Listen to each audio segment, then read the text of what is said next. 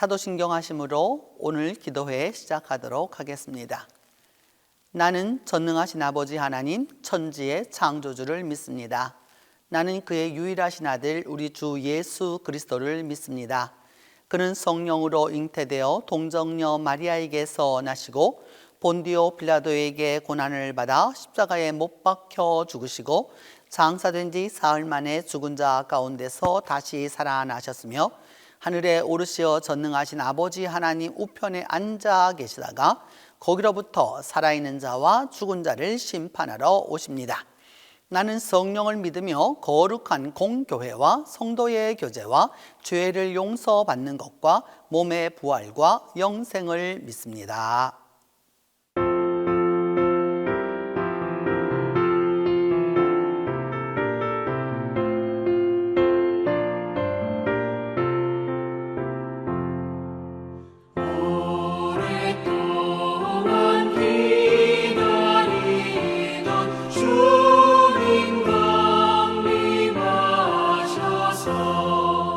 죄의 메인 백성들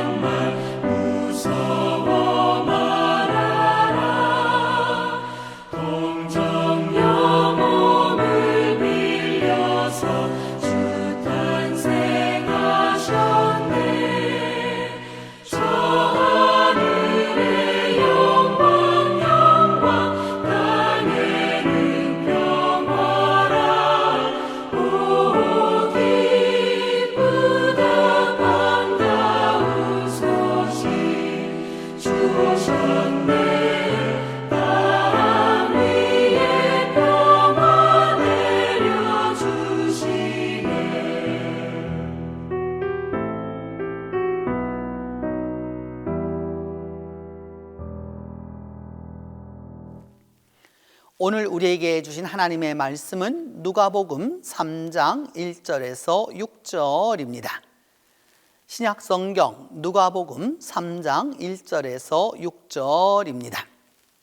디베레아 황제가 통치한 지 15해 곧 본디오 빌라도가 유대의 총독으로 헤롯이 갈릴리의 분봉왕으로 그 동생 빌립이 이두레와 드라고닛 지방의 분봉왕으로 루사니아가 아빌레네의 분봉왕으로 안나스와 가야바가 대제사장으로 있을 때에 하나님의 말씀이 빈들에서 사가랴의 아들 요한에게 임한지라. 요한이 요단강 부근 각처에서 와서 죄사함을 받게 하는 회개의 세례를 전파하니 선지자 이사야의 책에 쓴 바 광야에서 외치는 자의 소리가 있어 이르되 너희는 주의 길을 준비하라. 그의 오실 길을 곧게 하라. 모든 골짜기가 메워지고 모든 산과 작은 산이 낮아지고 굽은 것이 곧아지고 험한 것이 평탄하여질 것이요 모든 육체가 하나님의 구원하심을 보리라 함과 같으니라. 평화의 주간 그 화요일입니다. 오늘 말씀의 제목은 주의 길을 준비하라 라고 하는 그 제목을 가지고서 말씀을 상고하고자 합니다. 누가복음 3장 1절로 6절은 우리가 잘 알고 있는 대로 세례 요한이 광야에서 회개를 외치는 바로 그 말씀입니다.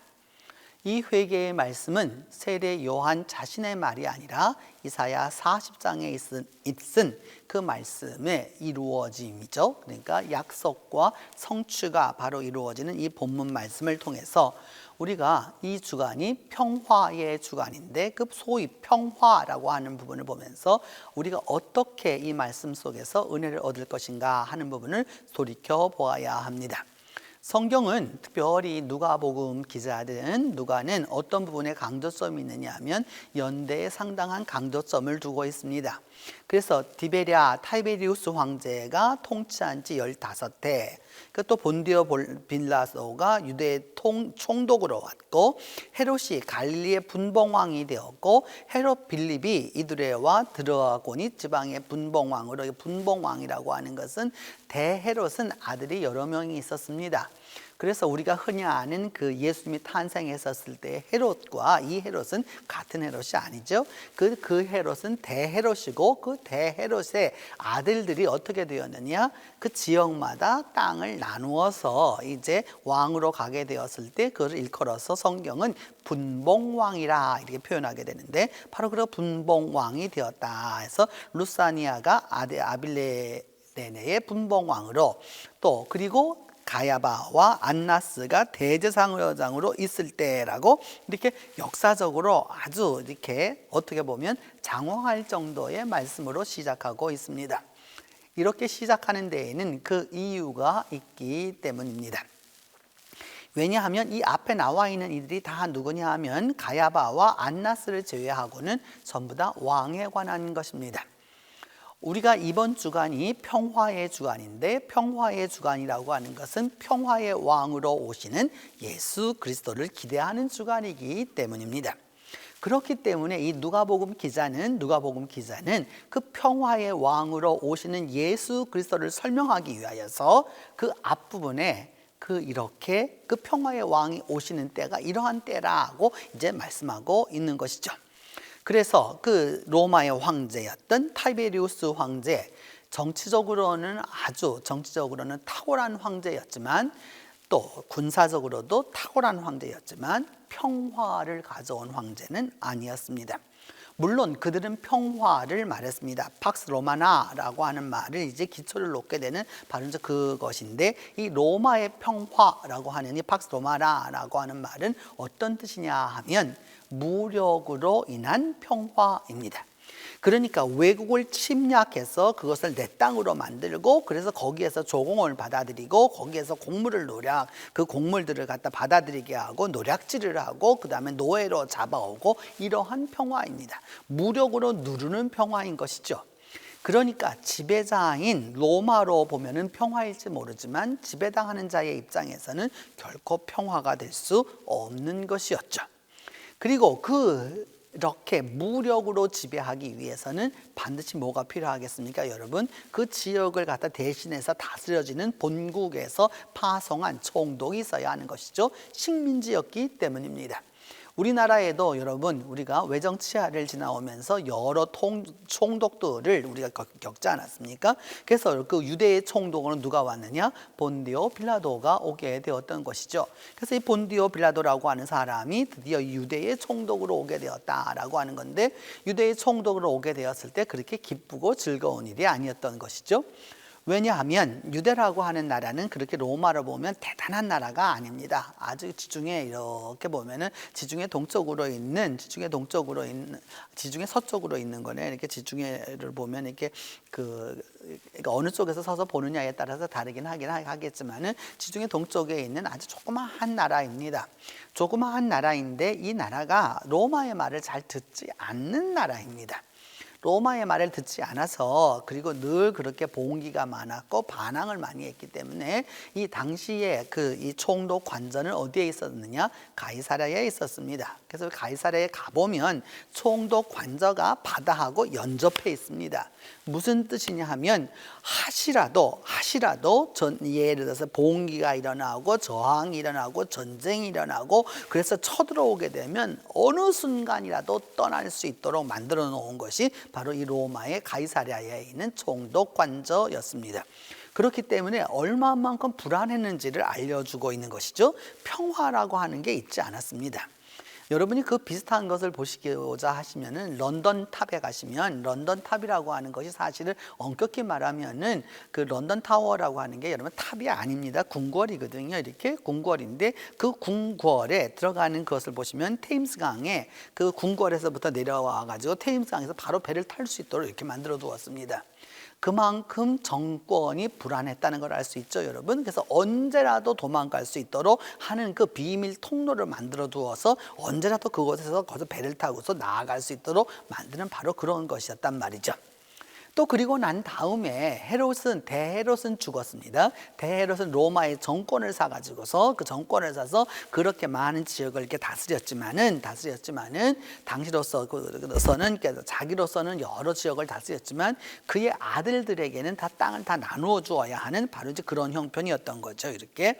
그래서 서로 이렇게, 그러니까 왕으로 있지만은 뭐냐면 온 세상을 다스리는 것이 아니라 온 세상을 다스리는 그 로마의 힘이라고 하는 것은 결국은 무력에 관한 것이었고, 그것을 대신하는 거기에 총독 본디오 빌라도와 또 거기에 붙어 살고 있는 그 분봉 왕들이 있습니다. 그러면서 또 그 다음에 말씀하기를 안나스와 가야바가 대제사장으로 있었다라고 말하고 있는데, 원래 레위기법에 의하면 대제사장은 종신제이기 때문에 두 사람이 나올 수가 없습니다. 복수가 될 수가 없습니다.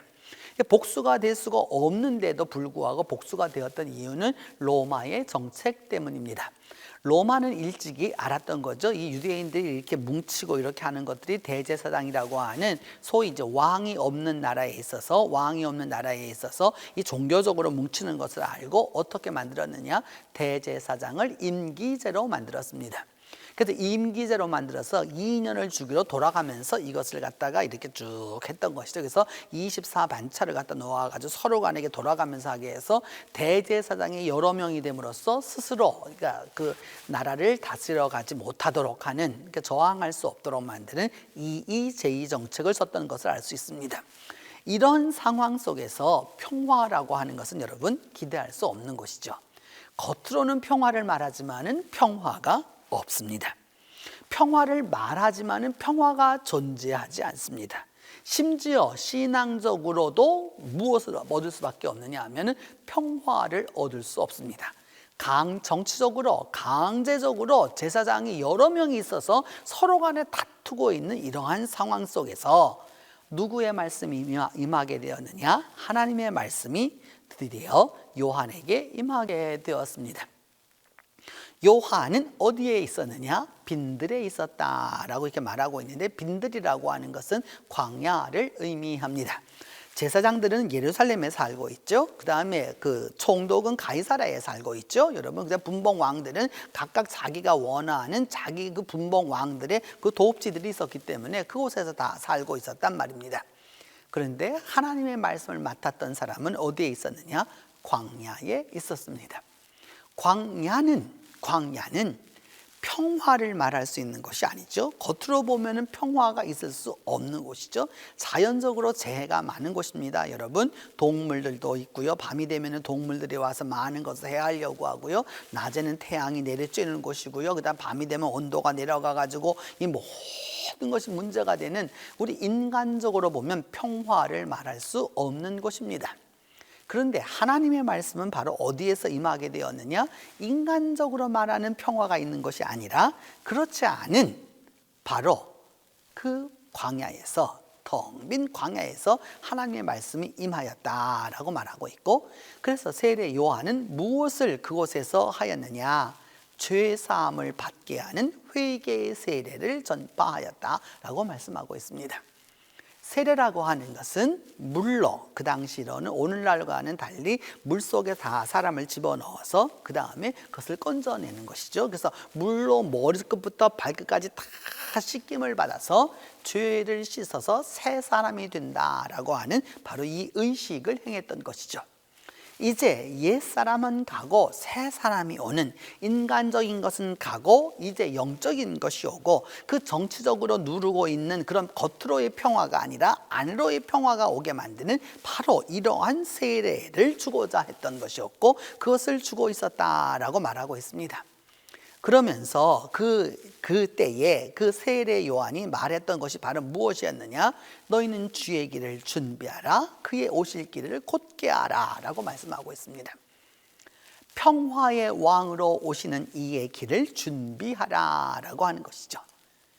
우리는 지금 뭐 그런 일이 거의 없기 때문에 지금은 그런 일을 하지 않지만, 예전에 왕조 시대에는 여러분, 왕이 가거나 이 또 가는 길들이 있었을 때에는 왕은 여러분 아무 문이나 다니는 게 아니죠. 이렇게 그 문이 있어서 오직 왕만이 다닐 수 있는 문이 있는 거죠. 일반인들이 다니는 문과 왕의 문은 다른 것입니다. 우리가 서울 광화문에 가도 이렇게 보면 문을 3개로 해놓았는데 중앙의 문이 제일 큰 문이죠. 왕만이 다닐 수 있는 문입니다. 그리고 그 안에 들어가서 보게 되면 여러분 이렇게 길을 놓아도, 그 다음에 이 길 위에도 이게 보면 평평한 것 같아도 그 길이 있고, 그 다음에 왕이 다니는 왕의 길이 있는 거고, 그 다음에 신하들이 다니는 일반인이 다니는 길이 있는 거죠. 그 길은 비워두어야 하는 것이죠. 바로 그런 시대를 살아가면서 오늘 성경은 말하기를 뭐냐 하면, 이렇게 평화적이지 못한 이 모든 것들을 넘어서서 진정한 평화의 왕이 오게 될 텐데, 그의 길을 어떻게 할 것이냐? 준비해야 되고, 오실 길을 갖다가 어떻게 되어야 되느냐? 곧게 만들라라고 이렇게 표현하고 있습니다. 그러면서 예전의 길이라고 하는 것은 여러분, 그 길이라는 거 오늘날도 우리도 우리 세대도 다 경험한 바잖아요. 여러분, 요즘은 고속도로가 이렇게 거의 다 평평함을 이루어 가지고서 이게 평지처럼 이렇게 늘 달려가서 이렇게 높은 고개를 올라갔다 내려갔다 이런 말이 없잖아요. 예전에는 우리가 이런 말을 많이 했잖아요. 여러분, 99굽이라고 이렇게 그래서 빙빙빙 돌아서 이렇게 가야 되는 그런 아주 어려운 길들을 얘기했는데, 이제 왕이 오실 길을 어떻게 만드는 거냐? 요즘으로 말한다면, 현대 공법으로 말하면 여러분 고속도로를 놓으라고 말하는 것이죠. 이렇게. 그래서 높은 데는 낮게 하고 낮은 곳은 높게 해가지고 어떻게 만드냐? 평탄하게 쫙 만들어서 진정으로 그 평화의 왕이 오셔서 구원을 이루는 것을 보게 하라라고 말씀하는 것이죠. 예수 그리스도의 오심은 바로 여기에 있는 것이죠. 진정으로 그 구원자의 오심은 어디에 있느냐? 새로운 그 평화, 진정한 평화는 어디에 있느냐? 팍스 크리스티아나라고 말하면은 이게 소위 그리스도의 평화라고 하는 것은 어디에 있는 것이냐 하면 바로 여기에 있기 때문인 것이죠. 거기에는 힘으로 누르는 평화가 아니고 안위의 평화가 있는 것이고요. 거기에 정치에 붙어서 거기에 빌붙어서 백성을 누르고 압제하는 그러한 종교적 평화가 아니라 참된 영적 평화가 있게 되는 것이죠. 이러한 평화의 왕이신 주님이 오시는 것을 기대하라라고 이제 말씀하고 있는 것입니다. 바로 이번 주간이 그 평화의 왕을 우리가 기대하는 주간입니다. 말씀드렸던 대로 로마의 평화와 또 그 로마의 부속이었던 또 분도 빌라도 또 분봉왕들 그 제사장들이 말했던 그런 평화가 아니라 참된 평화, 오직 그리스도로부터 오는 평화, 평화의 왕으로부터 오는 그 평화를 누리게 되라고 오늘 준비하라고 말씀하고 있는 것입니다. 이 하루 동안 주님 안에서 주의 오실 길을 조금 더 준비하고 예비해서 세례 요한이 말하는 바 또 그리고 이사야가 말했었던 바로 그 평화의 길을 준비해서 평화의 은혜가 함께 하기를 바라는 것입니다. 같이 기도하겠습니다. 첫 번째는 평화의 왕으로 오시는 주님의 길을 예비하게 해달라고 우리가 함께 기도하겠습니다. 두 번째로 내 마음에 있는 골짜기는 메워지고 굽은 것은 곧아지고 험한 길은 평탄하게 해달라고 내 마음속에서 주님이 오실 길을 올바로 닦을 수 있도록 위하여서 기도하겠습니다. 세 번째는 이 필라델피아 러브를 통해서 어렵고 힘든 교회에 힘과 능력이 되게 해달라고 그래서 평화가 임하게 해달라고 우리가 함께 기도하겠습니다. 네 번째로는 우리 동신교회 아동부에 하나님께서 평화의 능력과 또 평화의 힘을 더하여 달라고 함께 기도하도록 하겠습니다. 첫 번째는 평화의 왕으로 오시는 주님의 길을 예비하게 해달라고, 두 번째는 내 마음의 평화의 길을 올바로 닦도록, 세 번째는 필라델피아 러브를 통해서 그 진정한 평화가 어려운 교회들에게 다 임하도록, 네 번째로는 우리 동신교회에 특별히 아동부의 평화가 있도록 평화의 능력과 힘이 임하도록 위하여서 기도하겠습니다. 같이 기도합니다. 평화의 하나님, 우리가 살아가고 있는 이 세상은 힘으로 누르고 또 권력으로 누르고 돈으로 누르고 재력으로 누르고 지식으로 누르면서 사람이 사람됨을 올바로 인정받지 못하는 세월을 살아가고 있습니다. 디베리오 황제가 통치하던 시절과 빌라도가 유대의 총독이었던 시절과 헤롯이 갈릴리의 분봉왕이 되었던 시절과 안나스와 가야바가 대제사장으로 있었던 그 시대처럼 모든 것이 왜곡되고 질곡되어서 진정한 평화를 얻지 못하고 우리가 살아가고 있습니다. 주님, 이때에 평화의 왕으로 오시는 예수 그리스도의 길을 우리가 예비할 수 있도록 내 마음의 골짜기를 메워주시고 내 마음에 굽은 것은 곧아지게 만들어주시고 내 마음의 험한 길은 평탄하도록 하나님이 인도하여 주시옵소서. 그리함으로 말미암아 진정으로 평화의 왕으로 오시는 예수 그리스도를 기대하게 하여 주시고 평화의 왕으로 오시는 예수 그리스도를 만남으로 말미암아 이 땅의 평화를 나누어 줄 수 있도록 하나님이 함께 하여 주시옵소서. 특별히 우리 동신교회를 통하여서 필라델피아 러브를 통해 힘들고 어려운 교회를 도와주며 능력이 될 수 있도록, 그래서 그 교회들마다 평화가 임할 수 있도록 하나님 아버지 역사하여 주시기를 간절히 기도하고 원합니다. 하나님이 함께하여 주시고 하나님이 도와주시며 특별히 우리 동신교회 아동부에게 평화의 능력을 더하여 주시고 평화의 힘을 더하여 주시고 평화를 경험하여서 평화의 아이들로 자라갈 수 있도록 하나님이 함께하여 주시기를 간절히 기도하고 원합니다. 그리함으로 말미암아 믿음 안에서 바로 나아갈 수 있도록 힘을 더하여 주시고 이 아동부를 통하여서 평화의 능력이 임할 수 있도록 하나님이 함께하여 주시옵소서. 평화의 왕이신 주님, 이 시간 우리가 기도하는 것은 평화의 왕이신 주님께서 오실 길을 예비하는 우리 모두가 될 수 있도록 하나님께서 함께하여 주시기를 원합니다. 이사야가 말했던 바대로, 세례 요한이 말했던 바대로 골짜기는 메워지고 굽은 것은 곧아지고 험한 것은 평탄하게 되어서 평화의 왕이신 주님께서 이 땅에 임하심을 우리가 모두 다 보고 경험할 수 있도록 하나님 함께하여 주시옵소서. 그리함으로 말미암아 이 땅에 주님 골짜기들은 다 메워지고 굽은 것은 곧아지고 험한 것들은 평탄하게 되어서 진정한 평화의 나라가 이 땅 위에 임할 수 있도록 주께서 함께하여 주시옵소서. 예수 그리스도의 그 오실 길을 우리가 준비함으로 말미암아 또 예비함으로 말미암아 우리의 마음이 평안하게 하여 주시고 우리 마음에 평화가 올 수 있도록 하나님이 함께하여 주시기를 간절히 기도하고 원합니다. 아버지여 역사하여 주시고 아버지와 함께하여 주셔서 믿음 안에서 이 모든 일들을 이루고 나아갈 수 있도록 하나님께서 함께하여 주시옵소서. 또한 아버지 하나님 기도하고 원하는 것은 우리의 아이들이 주님 안에서 진정한 평화를 경험하고 살아가는 평화의 사람들이 될 수 있도록 하나님 아버지 도와주시기를 간절히 기도하고 원합니다. 가는 곳곳마다 주님께서 평화의 사람들이 되게 하여 주시고 그 어느 곳에 있을지라도 평화의 사람들이 되어서 갈등을 해결하고 문제를 해결하고 또한 그리하여서 진정으로 예수 그리스도의 평화를 전함으로 말미암아 이 땅 위에 그리스도의 평화가 임하는 것을 우리 눈으로 볼 수 있도록 하나님이 함께 하여 주시기를 간절히 기도하고 원합니다.